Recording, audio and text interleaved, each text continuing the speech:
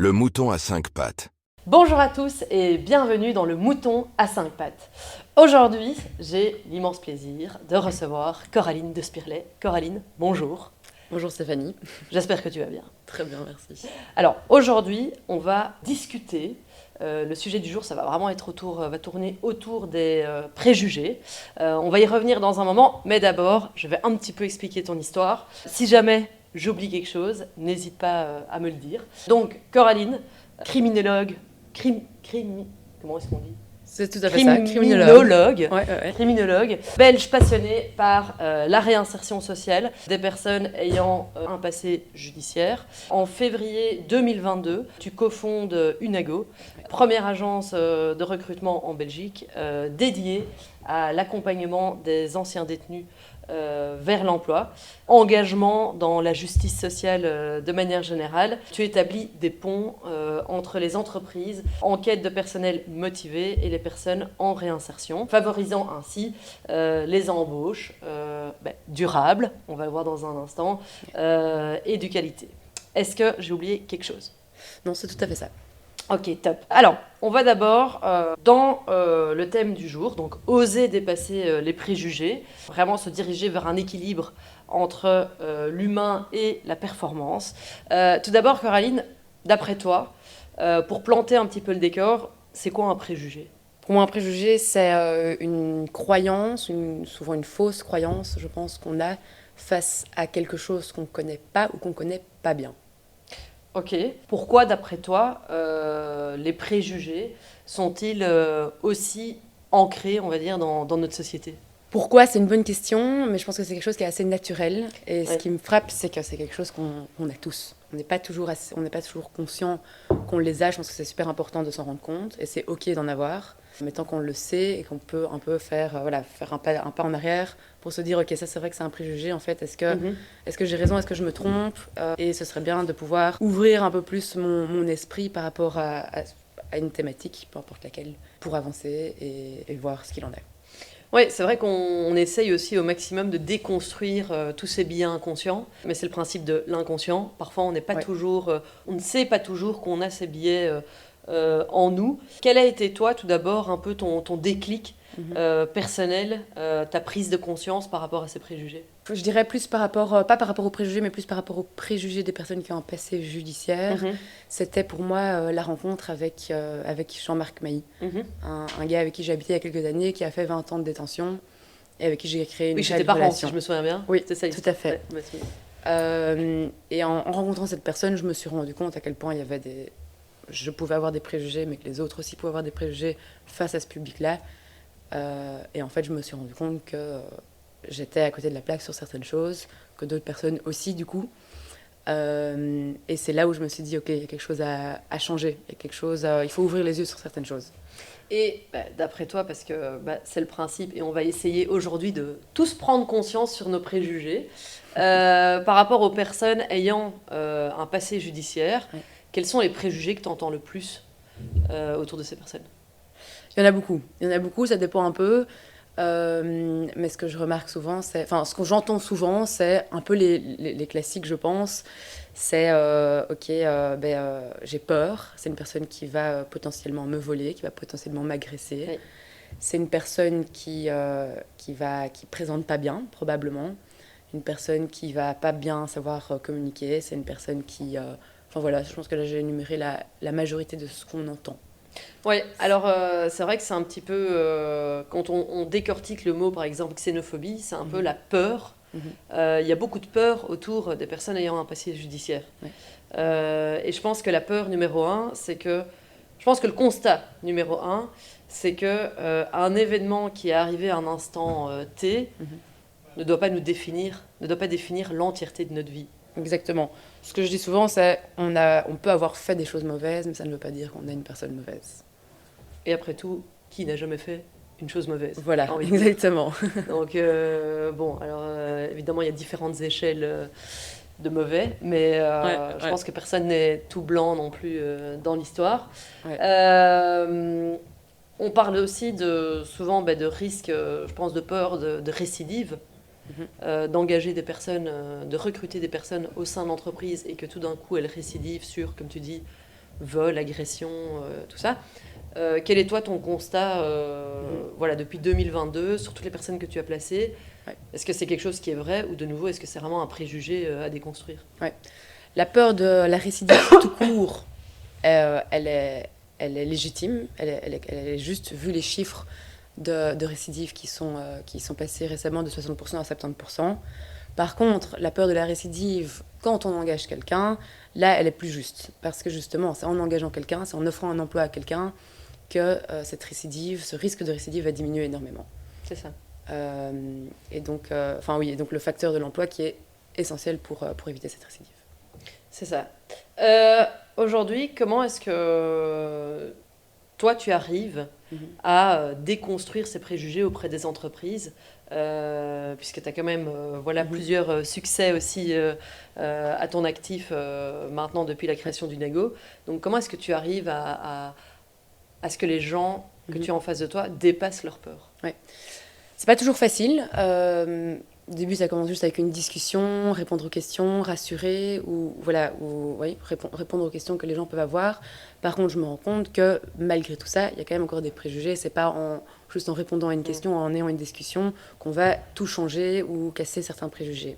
Pour donner un exemple qu'on a eu dernièrement, une entreprise qui vient vers nous, qui cherche un ouvrier polyvalent. En l'occurrence, c'était elle qui était venue vers nous en disant « Ok, génial, Unago, ça a du sens, on a envie de faire de la réinsertion. » On est ravis, on regarde dans nos candidats, ok, qui correspond. On lui propose 4 candidats qu'elle rencontre tous les 4.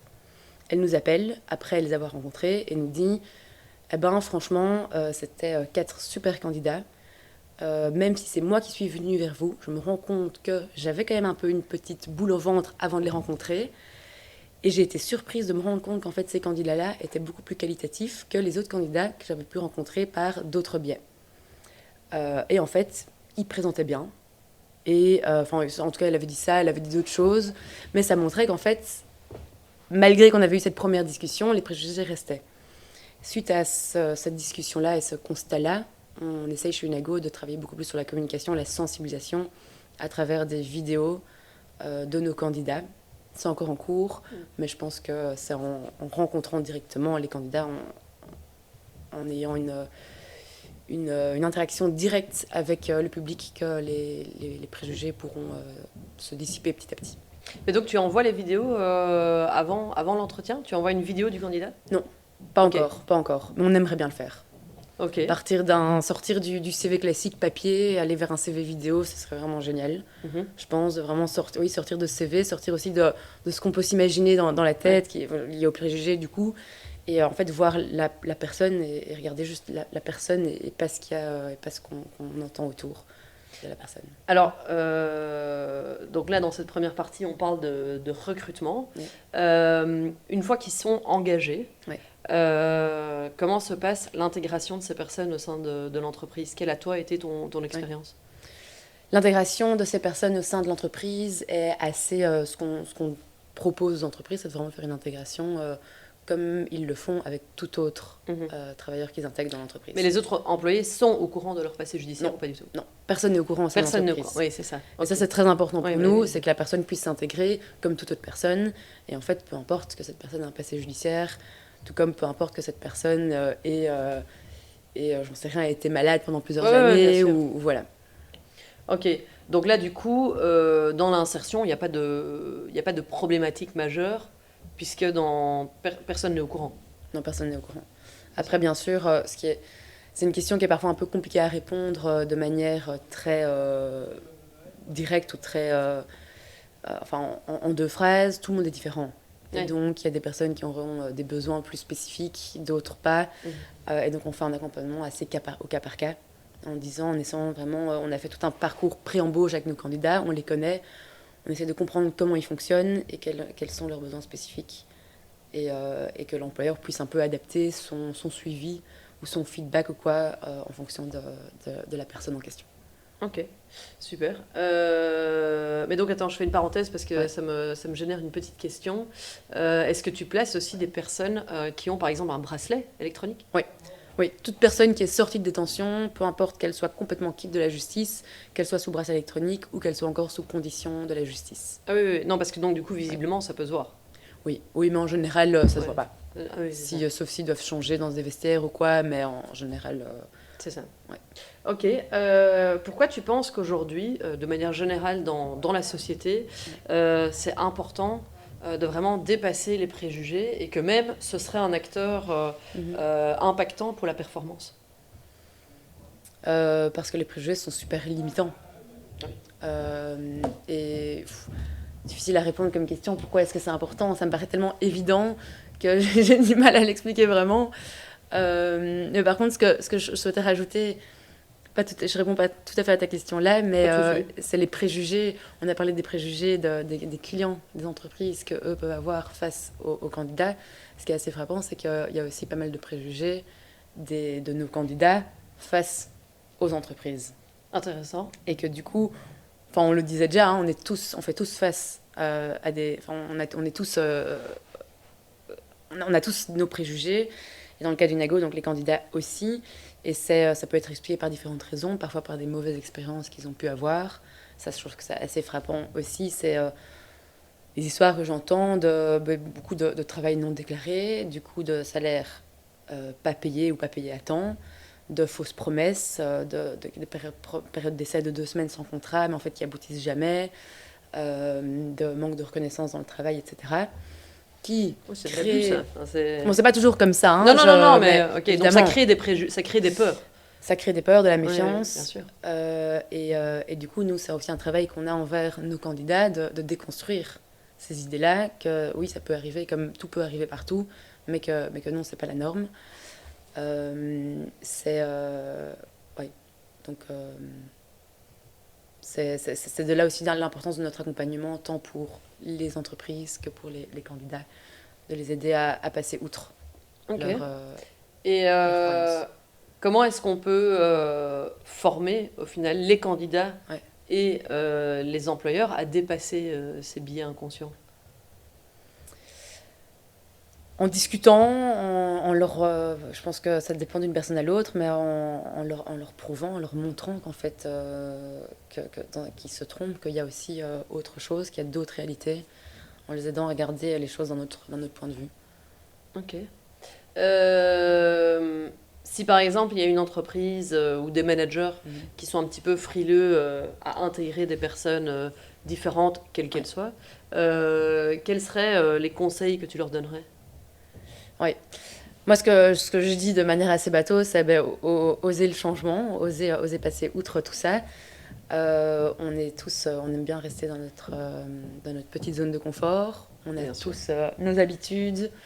On aime bien tout le temps aller chez notre boulanger tous les dimanches matins. On va toujours chez le même, on prend toujours la même chose. Moi, je dis... C'était quoi la question? Comment? Quels sont les conseils que tu Les donnerais? conseils. Non, oui, de oser le changement, et c'est assez bateau, mais c'est de dire en fait, le changement, c'est une porte à plein d'opportunités et à de l'évolution. On espère positive, mais au moins à de l'évolution. Et sur l'échelle du temps, Unago est encore assez récent, mais est-ce que tu vois quand même une évolution des mentalités au fil des mois? Oui, oui, oui, clairement, et des deux côtés. Donc ça, c'est assez chouette. Des chouettes retours, des entreprises qui pendant... voilà, je pense à une entreprise en particulier qui, pendant 1 an et demi, a dit non, non, en fait... voilà, on la sentait un peu craintive, avec ses préjugés, avec cette peur. Et en fait, finalement, un jour, elle a passé le cap.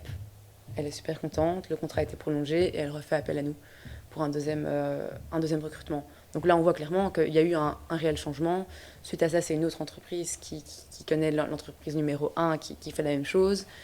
Et on voit que ça prend du temps, qu'on est en contact, enfin, ça prend du temps, mais qu'il y a du changement, on passe de non à peut-être et à oui, même si ça prend parfois 1 an, 2 ans. C'est ça. Est-ce que, quid un peu de la rétention? Est-ce que, parce que, bon voilà, je viens juste d'enregistrer un épisode avant Ouais. qui était sur le sujet de la rétention. On voit de manière générale, chez tous les employés, qu'avec les nouvelles générations, la rétention diminue de plus en plus. À savoir que la moyenne était il y a 15 ans, entre 3 et 4 ans par poste, par employé, et qu'aujourd'hui on tombe, bon c'est une échelle mondiale, mais on tombe carrément à 12-18 mois en moyenne durée de vie d'un employé. Est-ce que toi tu vois la même chose avec ces personnes ayant un passé judiciaire? Ça, c'est une question à laquelle je ne sais pas encore répondre parce Ouais. qu'Unago est encore trop jeune, on n'a pas encore assez de recul. Mais si on se base sur les chiffres de structures similaires à l'étranger qui font aussi de la réinsertion professionnelle d'anciens détenus, on peut voir que clairement, il y a des postes qui restent sur la durée. On espère seulement que ce soit le cas aussi chez Unago. Ouais, et tu l'expliques comment du coup pourquoi parce que c'est aussi en fait c'est un bon critère aussi de vente entre guillemets les personnes ayant un passé judiciaire, de dire aussi que eux vont rester plus longtemps au final. Des personnes qui comment est-ce qu'on pourrait l'expliquer, c'est des personnes qui ont eu tellement du mal à trouver un emploi, qui ont eu tellement de refus, tellement de rejets, qui là ont reçu de l'accompagnement, ont vu quelqu'un qui croyait en eux, tant Unago que l'entreprise qui veut lui proposer un emploi, qu'en fait elle a juste envie de montrer que oui, elle en vaut la peine. Il y a aussi ce côté de vouloir être loyal en fait envers Unago et l'entreprise. Récemment, il y a un gars qui a reçu une offre d'emploi vendredi dernier. Donc je l'appelle, je le félicite et il me dit 10 fois merci. Et il me dit ok, qu'est-ce que je peux faire pour te remercier? Je lui dis écoute, rien du tout. Moi, rien que le fait que tu sois heureux, c'est suffisant. Et puis il me dit oui, mais bon quand même et tout. Et puis je lui dis non, je te jure, c'est très bien comme ça. Puis il me dit ok, mais tu sais, en tout cas ce que moi je vais faire, c'est te montrer que j'en vaux la peine, que je vais travailler à fond, je vais prouver à l'entreprise qu'elle a eu raison de me prendre. Et donc je trouvais que c'était un hyper chouette retour. Et ça montre de nouveau, ça revient sur ce côté de donner une chance à quelqu'un qui a eu plus de mal, peut être cet effet-là. Oui, un critère de loyauté. Ouais. Et quel rôle joue le management à ce niveau-là? Au niveau de l'intégration, un rôle super important parce que pour qu'une personne reste, il faut que le management soit présent, reconnaissant. De nouveau, pour aller sur un exemple plus précis, on a un gars qui vient de fêter ses 1 an dans son entreprise. Et c'était il y a quelques mois, je lui envoie un message pour le féliciter parce que l'employeur venait de me dire que c'était un des meilleurs ouvriers. Donc je lui dis génial, il m'a dit que voilà. Il me répond en me disant merci beaucoup, ça me fait plaisir. J'ai toujours travaillé de cette même manière dans mes anciens emplois. Par contre, c'est la première fois que je reçois tant de reconnaissance. Ça donne envie de travailler. Je suis heureux d'être là, quelque chose comme ça. Et donc ça montre à quel point en fait la réussite ne dépend pas que du travailleur, mais dépend de l'ensemble des personnes enfin l'employeur, le travailleur, et puis je pense aussi l'accompagnement qu'on peut offrir aux deux. C'est ça. Tu offres un accompagnement outre le placement, c'est-à-dire il y a encore après un accompagnement. Oui, on fait un accompagnement d'office en tripartite pendant les 12 mois qui suivent. On va 3-4 fois sur le lieu d'entreprise, on fait une réunion avec le manager, le travailleur et une personne de chez Unago. Mais sinon, au-delà de ça, surtout au début de la mise à l'emploi, on reste en contact avec le gars avec qui on a créé un lien pour s'assurer que tout se passe bien au boulot, mais aussi que tout se passe bien dans sa vie de manière générale, pour éviter que ça puisse avoir potentiellement un impact s'il y a quelque chose qui se passe pas bien sur son emploi. De nouveau, un exemple, ça c'est l'exemple de ma collègue, c'est un de ses candidats qui est placé depuis début septembre, si je ne me trompe pas, qui en fait, il n'y a pas longtemps, l'appelle et lui dit « Ok, Aloïse, je t'appelle parce que je suis sur le point de craquer. » Et il lui explique des différentes problématiques qui n'étaient pas liées au boulot, plus personnelles, mais grâce à ce lien qu'elle a pu créer avec ce candidat, elle a pu discuter avec lui, le rassurer, lui proposer des conseils, lui dire ok, on respire, voilà, et aujourd'hui, depuis, tout va déjà mieux.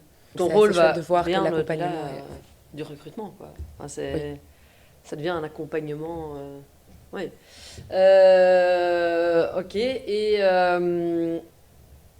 à ton avis, faisons quelques prédictions. Oui. Comment est-ce que tu vois l'avenir d'Unago d'un côté, mais aussi de manière générale de l'inclusion dans les entreprises sur les 5 prochaines années? Comment je le vois, en tout cas comment je l'espère, j'espère qu'il sera de plus en plus présent, que ce sera peut-être même plus une question, ou même plus un mot qu'on utilise, tellement ce sera naturel et évident. Donc ça, en une phrase, je pense que oui. Et pour les personnes qui nous écoutent, qui ont envie, on va dire, de peut-être se lancer dans l'aventure, quels sont les premiers conseils que tu donnerais pour engager ces personnes? Les premiers conseils, c'est prendre contact avec nous. Prenez contact avec Unago. Et par rapport, je veux dire, s'ils doivent convaincre d'autres personnes, parce que souvent la décision ne se fait pas tout seul, il y a plusieurs personnes en jeu, comment est-ce que toi tu ferais si tu étais dans une entreprise et que tu devais convaincre plusieurs départements de travailler avec une ago? Non, je pense qu'on a des purs gars. Bon, je parle tout le temps de gars parce qu'on a principalement des hommes. On a des purs candidats, des purs chercheurs d'emploi qui ne demandent qu'une chose, c'est d'avoir un emploi, de retrouver un équilibre, une stabilité dans leur vie, un rythme. Moi, ce qui me touche souvent, c'est quand ils parlent de leur famille ou de leurs enfants, ou cette envie de construire, de se marier, etc. Il leur manque juste l'emploi. Et si on leur offre pas la possibilité, ils retourneront dans les conneries. Et donc, et si on leur offre la possibilité, par contre, ils montreront qu'en fait, ça en vaut la peine. Super. Eh bien, écoute, voici, c'était le mot de la fin. Un tout grand merci. Voilà, j'arrive plus à parler. Un tout grand merci pour cet échange, Coraline. Merci à toi, Stéphanie. J'espère vraiment, je suis convaincue qu'on va aller dans la bonne direction aussi à ce niveau-là. Si jamais des personnes étaient intéressées d'engager des personnes avec un passé judiciaire, surtout contactez une ago, Aloïse ou Coraline. Et sur ce, je vous souhaite une excellente journée. Au revoir. Merci de nous avoir suivis jusqu'à maintenant. Nous espérons que cet épisode vous a plu. Si c'est le cas, n'hésitez pas à nous soutenir en vous abonnant, en partageant notre contenu et en nous laissant 5 étoiles sur votre plateforme d'écoute préférée. Pensez aussi à nous suivre sur nos réseaux sociaux afin de vous tenir au courant des dernières actualités du mouton à 5 pattes. Merci beaucoup et à bientôt pour un nouvel épisode.